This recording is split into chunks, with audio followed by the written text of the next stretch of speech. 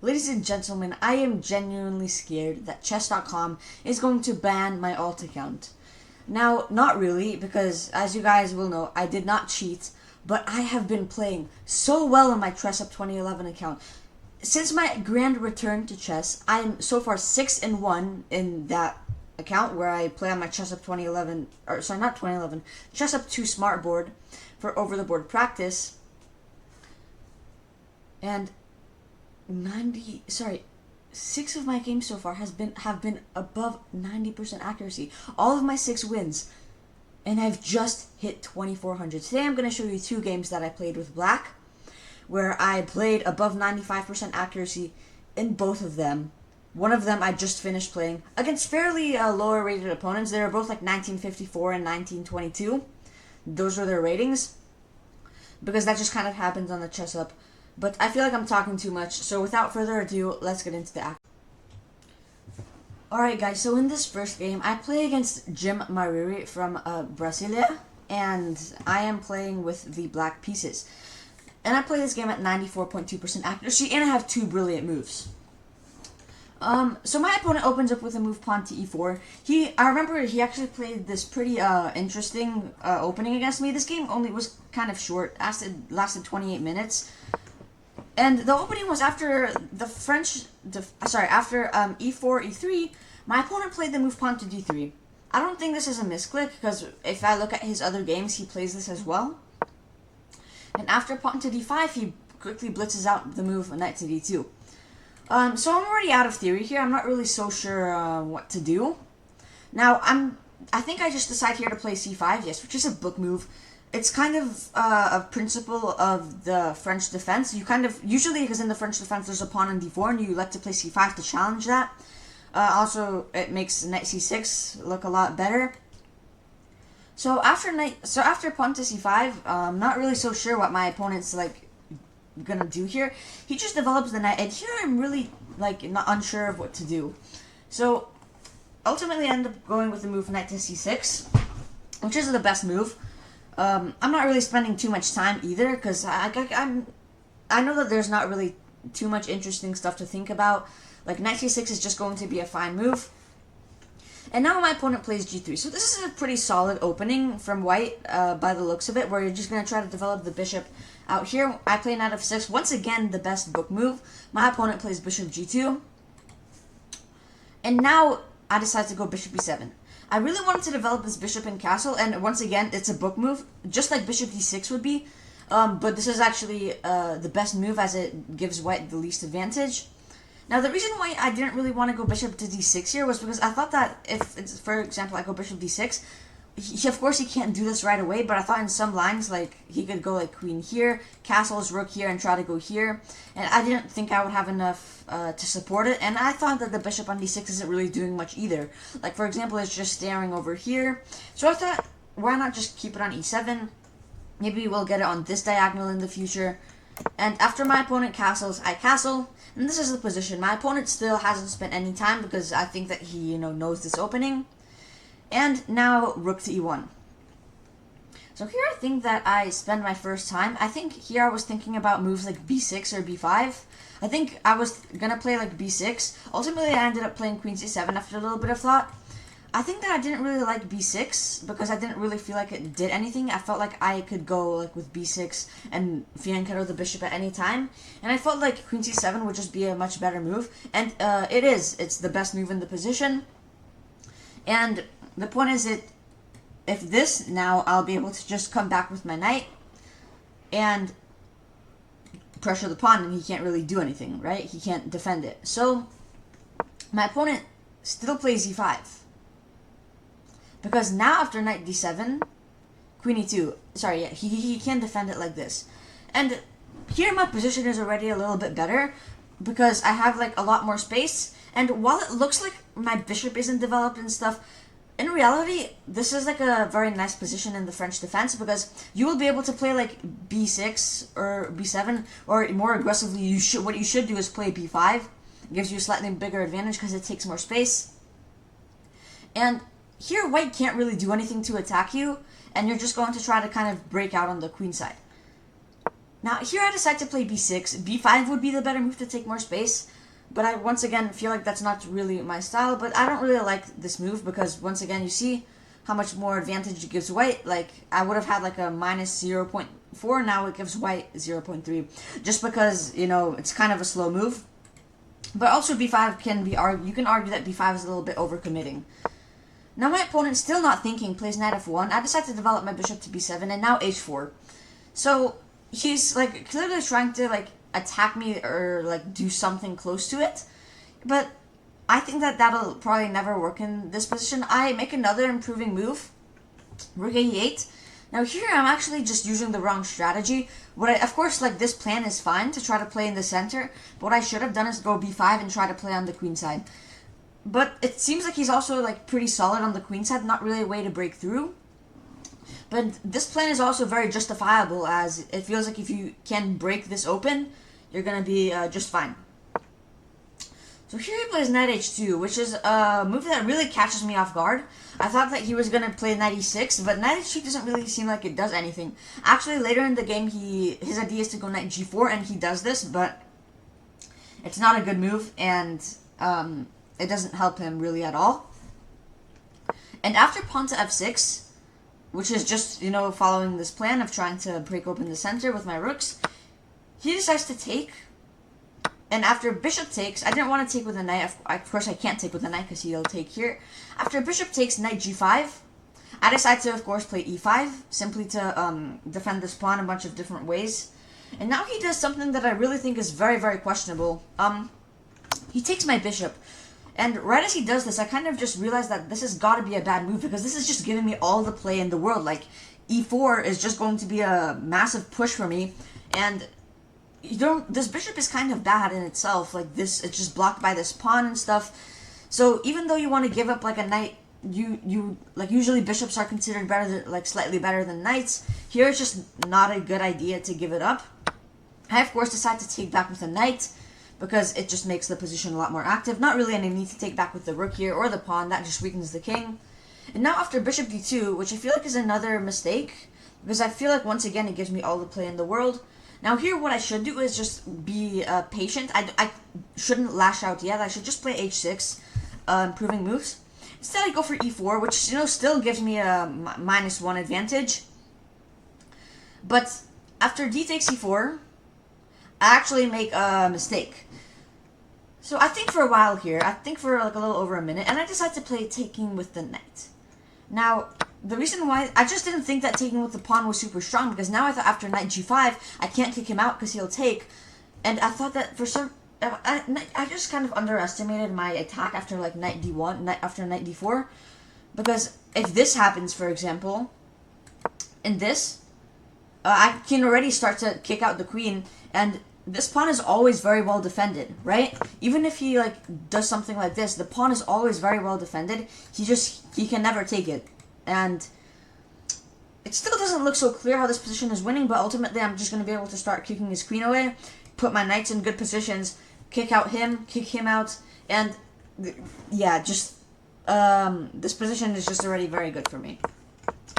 I take with the knight, which I thought still gives me a very nice and easy to play position. But now after bishop f4, queen f7, of course you want to keep an eye on the pawn, and queen d3, it's actually not so simple anymore, because now the queen eyes the pawn, and it's not like very clear for me what my next move is. Now here I also should have, after I played queen f7, I also thought it might be reasonable to sacrifice, but I thought that he would just have sufficient defenses, and probably wouldn't be good for me. So after queen f7, queen d3, I ultimately think for like a long time. Like I go from 10 minutes to 6:38, and I decide to play knight b4. Now, computer still wants h6, but I think I saw this line here that actually happened in the game. It was knight b4, queen b3, and now a5. And now the idea is, I'm threatening to do this and nearly trap the queen, because if he goes here, he can't move away from the defense of the pawn. And I thought if he went here, I would be able to go here and then win this. So I already kind of thought that this was a hard position for him to play. And, yes, it was I thought it was a hard position for him to play. But here, he actually doesn't even have to go with queen to b3. He can just go queen d1. And at the end of the day, I can like make a push with d4, but I really have nothing, and my knight here will just be able to get kicked out, which is kind of what I didn't like. But I also didn't really see anything better. And I thought even if that happens, I still have a nice space advantage with d4. I open up my bishop, and I feel like I'm the only one playing for a win there, and I have very sufficient winning chances. Even though the evaluation bar doesn't think I'm completely winning, I thought that I was like doing very well there. But after queen b3, a5, my opponent decides to play knight e5, which is a blunder because now I sacrificed the rook. And it's not that hard of a move to find, but after knight e5, I sacrificed the rook. Bishop takes e4. I think that he just missed that I could take with the rook here, which is actually what I end up doing. Of course, if I take with the pawn, I'm still actually winning because after queen takes f7, this. Even though I'm down in exchange, knight takes e2, and I'm going to win it back, and I'm going to be fine. But the idea is, if he takes like this, queen takes f2, and after this, I'd be able to play, I thought, like something like this. Oh, never mind. The queen is here. Oh, that's very scary. Yeah, I think I might have actually done that. But I think I could, like, probably... Wait, this is actually really not as easy as I thought it would be. Now I have to find knight d2 or else or c4, which I feel like if I see this, I think I would play c4 here. And now he would have to leave this, but then he would have this. Okay, very complicated position. Still actually. Yeah, I completely missed that actually. I couldn't take on e3, but after rook takes e5, bishop takes e4, I'm just going to be completely winning, and he tries his best. I sacrifice my rook again because now I realize that after takes, which is, okay, gets brilliant, not really so brilliant. If he takes here, I'm going to be able to go here and push, and that's just, sorry, not push, but play c4 and push, and that's what ends up happening in the game. Queen takes f2, c4. Now, he can't really stop my push. He goes here and resigns, but this is just, of course, losing to d4. Now, once again, a beautiful game where basically I just managed to, even though I chose the wrong strategy, just completely punish my opponent, find all of basically all the right moves. I only made one mistake this game. And the next game I played was literally a perfect game, and I'm very excited to show it to you. On to the next one. Alright guys, so in this next game, I play against an opponent who at the time was 1922. This game I hit 2101, actually only gained 4 ELO points after winning this game, but I played a great game, 95.1% accuracy. Now this game actually wasn't perfect. I had 2 inaccuracies, but every single other move was either a book move, an excellent move, a best move, or a great move. So other than the 2 inaccuracies, I literally played an ultra perfect game of chess. I played this game as black as well. So my opponent probably got a little bit nervous because, of course, the rating difference is so grand. He plays the move knight to f3, which is a good opening. I've played it before. I decide to open up with d5. This is what you do. You just put a nice pawn in the center. It's usually it's the main move against knight f3. Now d4 is played. I decide to develop my knight over here.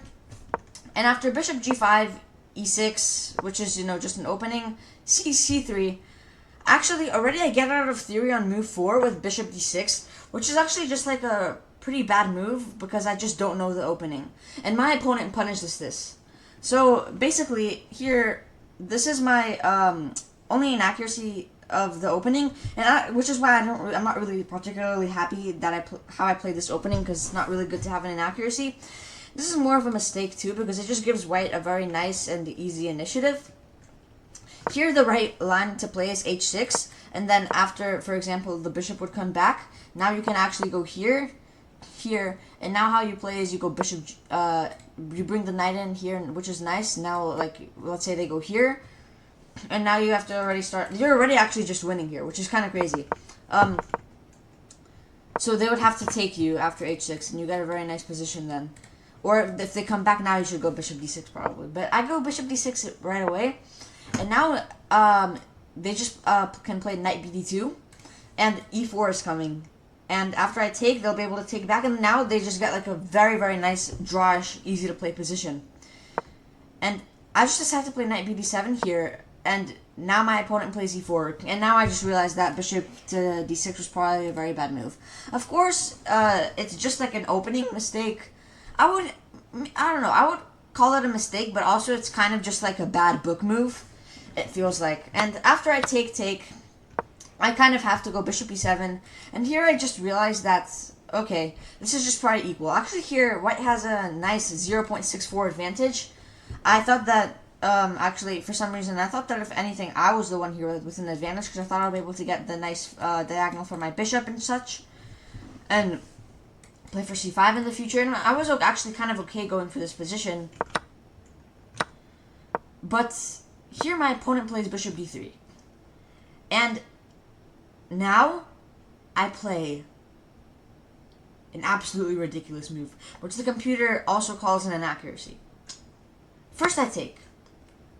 And after takes, you might be thinking, okay, why does the computer say you have a slight advantage, right? Because you just go take back, and now what? You're going to go like here. If anything, like it looks like white is doing fine. It doesn't look like you should have any advantage here, right? Well, in this position, I play the brilliant move, which should be brilliant, knight takes f2.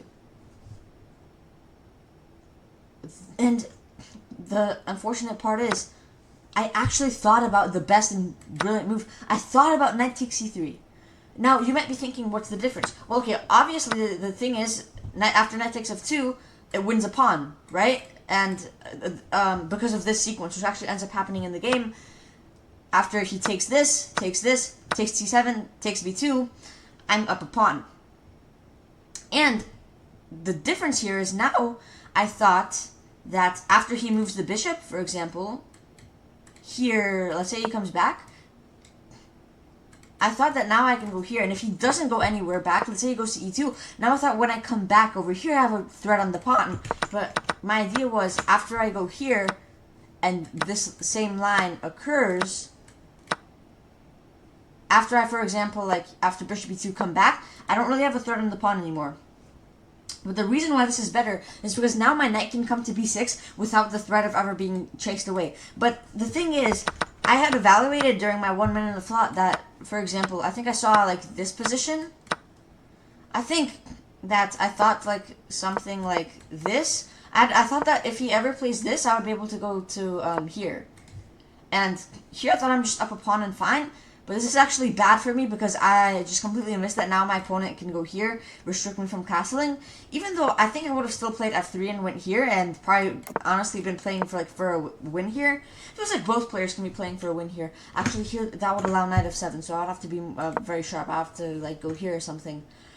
Even then, I'm losing. So that's actually a very hard position for me to play here. Actually, a lot harder than you would think.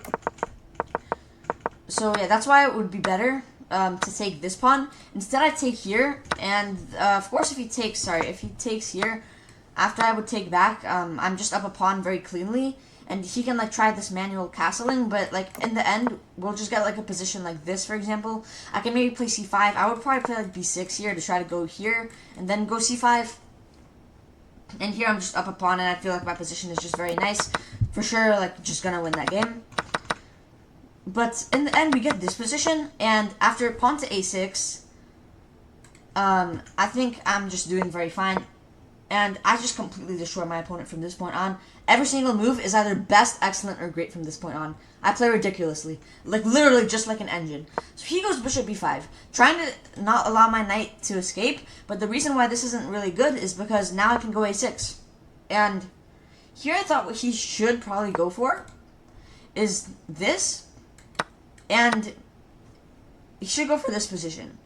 But actually, this is even bad for him because after this, he takes, I would be able to go knight here, and already my position is very nice, right? Because I'm going to get here, which I kind of missed. I thought I would just like have to maybe like take, and then I thought nothing special. I'm just going to be up a pawn.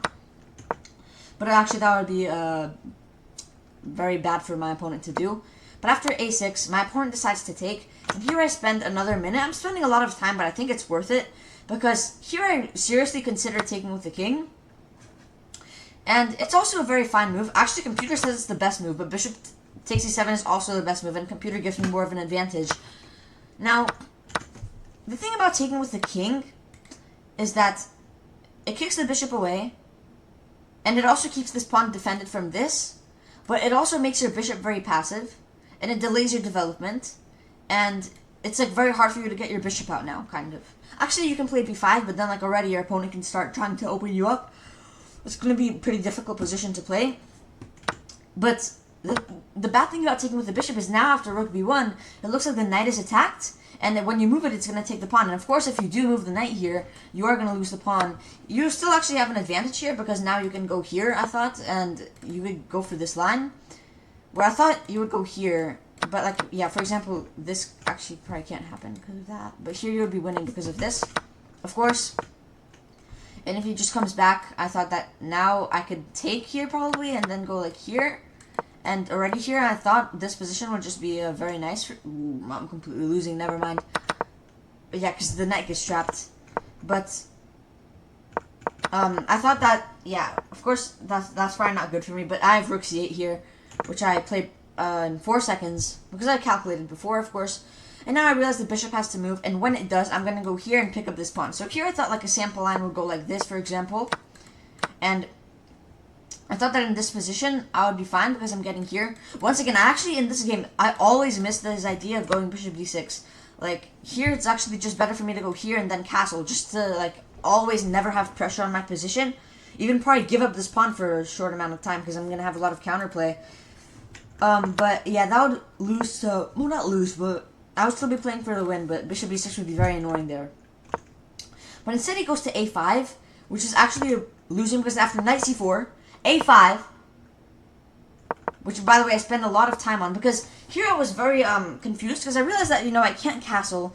I was thinking about maybe just playing pawn to b5 here, which I thought would be fine, but I thought I would have an advantage, but I didn't really think it was the most clear and concise way to play. You know, trying to get the bishop out here to stuff. But then after a while of thought, I realized that I can actually trap the bishop here. And here I was also thinking about other ways to trap the bishop, I think. Like, I was thinking about ways to, like, reinforce this move. I think I was thinking about moves like this, for example. And, like, for, like, lines like this and stuff. But I realized after knight c4, I can actually here play b6. And after he takes here, I spent actually probably too much time taking with the rook. I was kind of, because of course it's a pin. I was kind of concerned about maybe knight here, like at the end of the line, but and I just have f6, not really sure what I was scared about. And yeah, I just go take here. He doesn't trade rooks, so now I just castle. And now it's a pretty easy conversion process. He goes here, but I just kick him out, get my bishop to a nice square, go in with my rook. Now I just decide to trade, and this game is over. I just corral all of my pieces on this pawn, and after he pushes, I have this nice way to win another pawn. And it's still maybe slightly scary, like if you don't know what you're doing, like the king will come in and maybe, you know, you'll have some problems. But you just obviously bring your own king. Here I just decide to go for actually the best computer plan by sacrificing the rook and just winning the pawn endgame. And here my opponent resigns. So we hit 2100 on 2 very nice games. Very happy with how I played. Game accuracy was 2500 for this game. Thank you guys for watching this video, and I'll see you guys in the next one. Peace.